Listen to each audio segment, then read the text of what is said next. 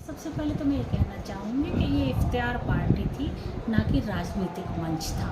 तो मैंने नेताओं को तो किसी को नहीं बुलाया, मैंने कार्यकर्ताओं को, और अपने जो कार्यकर्ता भी क्या कहूँ, मेरे परिवार के सारे सदस्य हैं पूरे ही मेवात क्षेत्र से, चाहे वो नगर हो और यूपी हो, हरियाणा के भी कुछ लोग आए हैं, और अपने कामा के तो विशेष तौर से, क्योंकि जो भी आदमी हमारे इलेक्शनों में हमेशा या हमारे सुख दुख में शामिल होते रहे, मैंने उन लोगों को बुलाया। और इफ्तियार का मतलब भी यही होता है।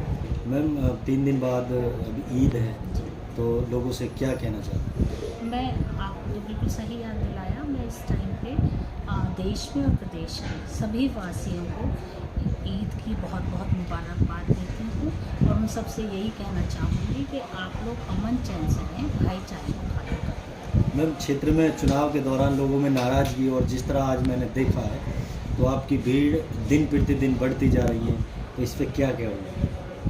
भाई, मैंने आपसे पहले भी कहा था कि ये भीड़ नाराज़गी मुझसे नहीं थी, वो क्रिएट करी गई थी।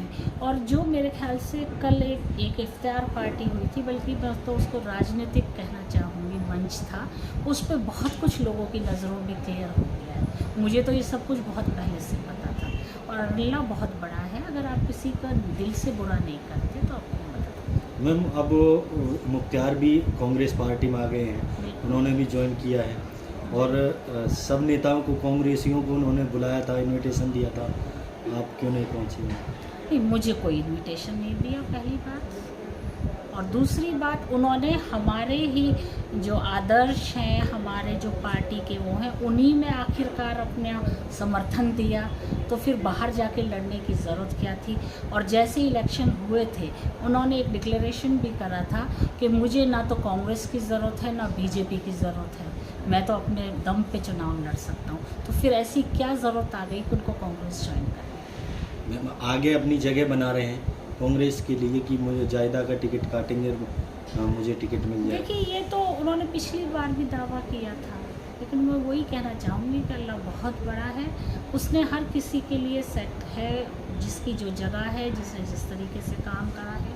और आदमी को कभी भी बड़ा बोल नहीं बोलना चाहिए, अगर आप ऊपर को थूकोगे तो वो आप ही के ऊपर आएगा।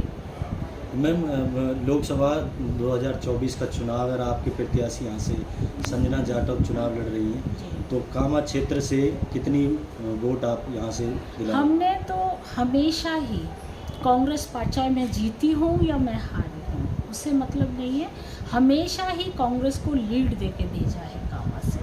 हमने इस बार भी उनसे यही कहा है कि कामा से हम आपको जिता के भेजेंगे, और इंशाल्लाह इतनी वोटों से जिता के भेजेंगे कि कहीं कोई कमी कोताही रह जाए तो उसकी पूर्ति भी कामा ही करें। उधर बीजेपी भी ये कहती है कि भाई हम फूट की राजनीति नहीं करते, हम विकास, सबका साथ, सबका विकास और सबका विश्वास लेकर साथ चलते हैं, और यहाँ से कोहली जी ही जीत पाएंगे।